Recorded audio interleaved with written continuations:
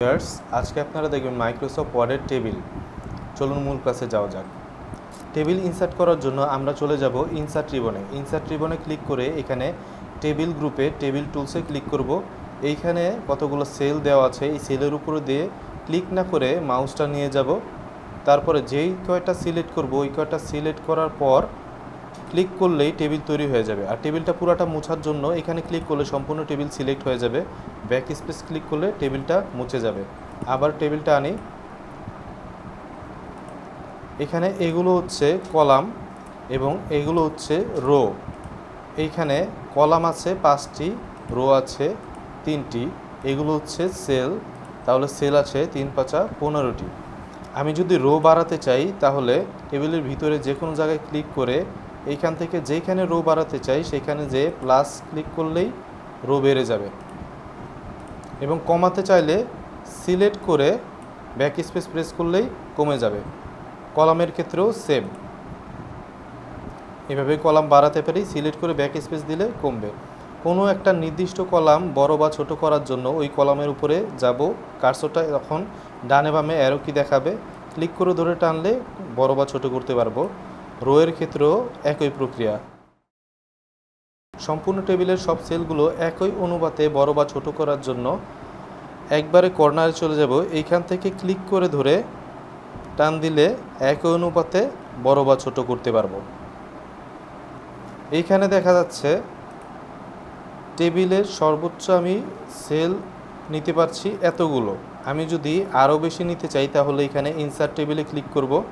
Click করে এইখানে column সংখ্যা রো সংখ্যা লিখে দিব। এখানে আমি কলাম সংখ্যা 5টি এবং রো সংখ্যা এখানে আমি 40টি দিয়ে দিচ্ছি। ওকে, এখানে বড় একটি টেবিল হয়ে যাবে। কন্ট্রোল জেড দিয়ে আবার ব্যাক যাই, আবার আগের মতো টেবিলটা করি। এখন দেখব টেবিলের ভিতরের কাজ। টেবিলের বাইরে ক্লিক করা থাকলে টেবিলের জন্য এখানে কোনো টুলস দেখায় না, কিন্তু টেবিলের ভিতরে ক্লিক করা থাকলে টেবিলের জন্য এখানে টুলস আসবে, টেবিল টুলস। ডিজাইন রিবনে গেলে এখানে ডিজাইন সম্পর্কিত বিভিন্ন কাজ পেয়ে যাব। নর্মালি এই ডিজাইন ফর্মাল কাজে খুব একটা ব্যবহার হয় না, লেআউটেই বেশিরভাগ ফর্মাল কাজগুলো হয়ে যায়। লেআউটের কোন কোন গ্রুপগুলোতে সবচেয়ে ইম্পর্টেন্ট টুলসগুলো পেয়ে যাব, যেগুলো দিয়ে সবগুলো ফর্মাল কাজ হয়ে যাবে, তা হচ্ছে মার্জ গ্রুপ এবং অ্যালাইনমেন্ট গ্রুপ। আমরা রিবনের নাম এবং গ্রুপের নামগুলো মনে রাখব। এইখানে মার্জ মানে হচ্ছে একত্রিত করা, স্প্লিট মানে হচ্ছে বিভক্ত করা। আমি এখান থেকে যদি সেলগুলো সিলেক্ট করি এবং এই মার্জ সেলে ক্লিক করি, 3টা সেল মিলে একত্রিত হয়ে একটা সেল হয়ে যাবে। আবার যদি আগের মতো করতে চাই তাহলে এখানে সিলেক্ট করে স্প্লিট সেলে ক্লিক করব। ক্লিক করে কয়টা কলাম কয়টা রো বানাতে চাই, আগে ছিল একটা কলাম 3টা রো, তাহলে আমি এখান থেকে একটা কলাম করে দিলাম এবং রো দিলাম 3টা, আগের মতো হয়ে গেল।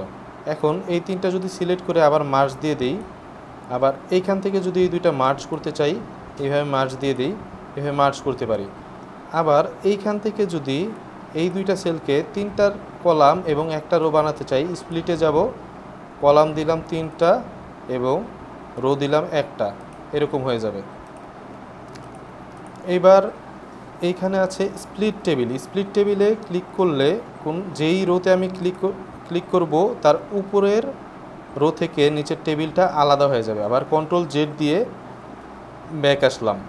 এখন এই সেলটাতে যদি আমি কিছু লিখি, এই লেখাটা সিলেক্ট করে আমি এইখান থেকে লেআউটে চলে যাব। অ্যালাইনমেন্ট গ্রুপের কাজগুলো দেখি। এইটা হচ্ছে অ্যালাইন টপ লেফট, মানে উপরের দিকে বাম দিকে থাকবে লেখাটা। আর এইটা হচ্ছে সব দিক থেকে মিডিল, লেখাটা সব দিক থেকে মিডিল থাকবে। এবং লেখা যদি ঘোরাতে চাই তাহলে এখানে আছে টেক্সট ডিরেকশন, এটা ক্লিক করলে লেখাটা ঘুরবে। এখন দেখা যাচ্ছে একটা ওয়ার্ড 2 লাইনে হয়ে গেছে। টেবিলটা আমি এখান থেকে নিচে টেনে একটু বড় করে দিব, তাহলে এই সমস্যাটা সমাধান হয়ে যাবে। ডিয়ার ভিউয়ার্স, এই কাজগুলো যদি আপনারা ভালো মতো পারেন তাহলে ফর্মাল কাজগুলো অনায়াসে করতে পারবেন। আপনাদের আজকের ক্লাস এই পর্যন্তই। সবাই ভালো থাকবেন। আসসালামু আলাইকুম।